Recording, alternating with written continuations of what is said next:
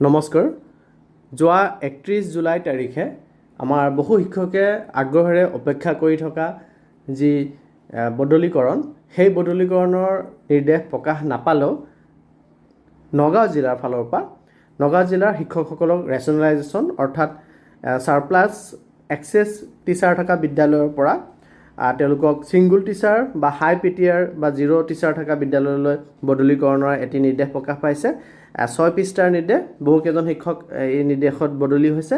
মই আপোনালোকক স্ক্ৰীনত দেখুৱাব চেষ্টা কৰি আছোঁ। আপোনালোকে স্ক্ৰীনশ্বট লৈ ল'ব পাৰিব যদি প্ৰয়োজন বোধ কৰে আপোনালোকৰ এই তালিকাত নাম আছে নে নাই। প্ৰথমতে আপোনালোকক মই 27জন শিক্ষকৰ নাম দেখুৱাই আছোঁ স্ক্ৰীনত, আৰু প্ৰথম পৃষ্ঠাটি আপোনালোকে স্ক্ৰীনশ্বট লৈ ল'ব পাৰে।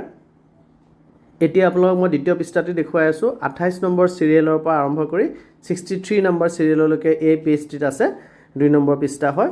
শিক্ষকগৰাকীক কোনখন বিদ্যালয়ৰ পৰা কোনখন বিদ্যালয়লৈ ট্ৰেন্সফাৰ কৰা হৈছে সেইটো ইয়াতে দেখা পাই আছে আপোনালোকে। এতিয়া মই আপোনালোকক স্ক্ৰীনত 3 নম্বৰ পৃষ্ঠাটো দেখুৱাই আছোঁ। ইয়াত 64 নম্বৰৰ পৰা 96 চিৰিয়েল নম্বৰলৈকে আছে। শিক্ষকসকলক তেওঁলোকে বৰ্তমানে কৰ্মৰত বিদ্যালয়ৰ পৰা তেওঁলোকক ট্ৰেন্সফাৰ কৰা হৈছে। এতিয়া মই আপোনালোকৰ স্ক্ৰীনত 97 নম্বৰৰ পৰা 125 নম্বৰ চিৰিয়েললৈকে দেখুৱাই আছোঁ স্ক্ৰীনত। তেওঁলোকক বদলীকৰণ কৰা হৈছে বা ৰেচনেলাইজেশ্যন কৰা হৈছে নগাঁও জিলাত।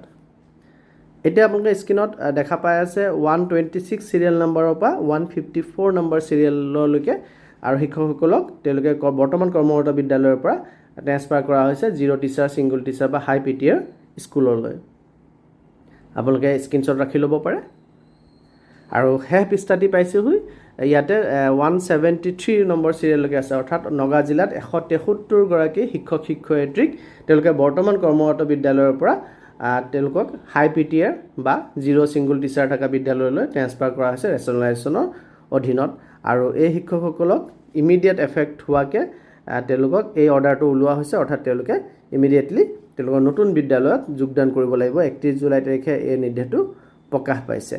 আৰু যদি আমি ইয়াৰে কপিটো দেখোঁ তেতিয়াহ'লে কপিটোত আমাৰ ASM ST লৈকে আছে। 9 নম্বৰত আপোনালোকে দেখা পাব হেড টিচাৰলৈ দিছে নেচেচেৰী একশ্যনৰ কাৰণে, আৰু 10 নম্বৰত পাৰ্চন কনচাৰ্ণ ফৰ ইনফৰমেশ্যন, যিসকল শিক্ষক বদলি হৈছে তেওঁলোককো এইটো দিছে যাতে তেওঁলোকে এইমতে নতুন বিদ্যালয়ত যোগদান কৰিব পাৰে।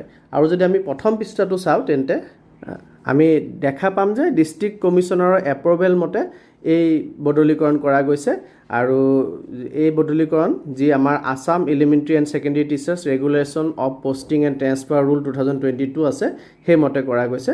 আৰু তেওঁলোকৰ এই বিদ্যালয়সমূহ যাতে স্মুথ আৰু ৰেগুলাৰ ফাংচনিং হয় সেই গতিকে তেওঁলোকক বদলি কৰা হৈছে বুলি ইয়াত উল্লেখ কৰিছে। গতিকে এয়া আছিল নগাঁও জিলাৰ ৰেচনেলাইজেশ্যনৰ অৰ্ডাৰ, আৰু যোনটো আমাৰ ষ্টেটৰ পৰা যোনটো ওলাব সেইটোৰ কাৰণে আমি সকলোৱে এতিয়াও অপেক্ষা কৰিয়ে আছোঁ। ধন্যবাদ।